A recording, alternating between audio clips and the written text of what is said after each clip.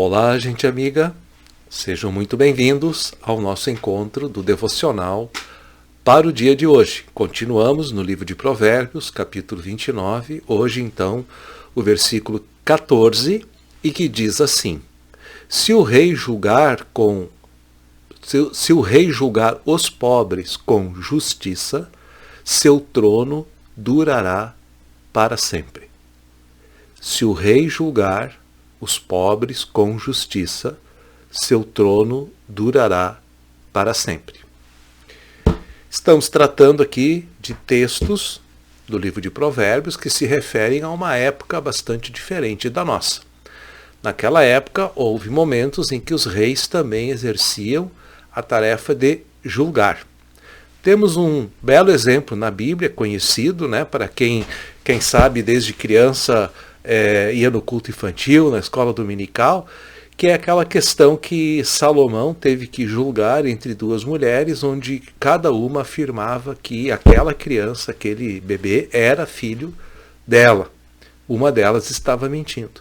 E Salomão então manda trazer uma espada e diz para a guarda: não, corta a criança ao meio, cada uma fica com uma parte da criança.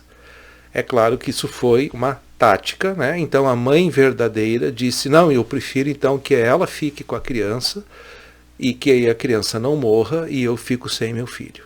E Salomão então julgou a favor daquela que abriu mão do seu filho para que ele não morresse. É um exemplo. Mas aqui, no dia de hoje, temos essa questão que o rei deveria julgar os pobres com justiça. Por que isso? Porque naquela época também as pessoas eram influenciadas, ou melhor, compradas com presentes, subornos, e obviamente que um pobre não tinha nada para dar, ou nada de valor para dar, para que a sua causa fosse apreciada com justiça. Sim, haviam pessoas que naquela época se aproveitavam para ganhar uma propina, um dinheirinho a mais. Ainda bem que foi só naquela época, e assim, obviamente, lucravam, mas deixavam de praticar a missão para a qual haviam sido chamados, que era julgar com justiça. Então, o pobre deveria ser visto na sua integridade como ser humano. Alguém carente, desprovido de bens, desprovido de até alguém que talvez lhe pudesse ajudar, mas o rei deveria olhar com muita atenção a causa do pobre. Justiça, no Antigo Testamento, sempre é uma referência em fazer a vontade de Deus.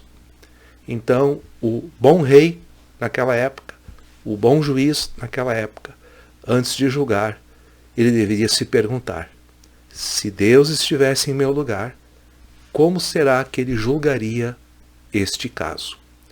Aliás, nos dias de hoje, essa tática seria muito bem-vinda. Não é verdade? Convido para orar.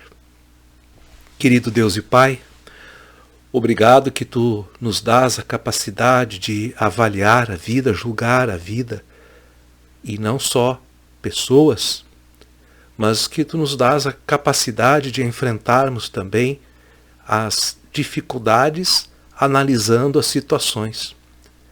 E assim, Senhor, nos dê clareza, inteligência e perseverança para também, em relação ao nosso próximo, sempre fazermos o melhor para a sua vida, procurar ajudá-lo, melhorá-lo, acima de tudo, colocar a capacidade de enfrentar aquilo que muitas vezes refreia a vida. Nos dê, Senhor, a visão da justiça que Deus quer que seja feita, a vontade dEle. Que esse dia seja um dia de prática de justiça. Assim oramos, em nome de Jesus. Amém. Obrigado, gente amiga, pela companhia. Se Deus quiser, amanhã nos encontramos mais uma vez. Tá bom? Fiquem bem, fiquem com Deus e até lá então. Tchau.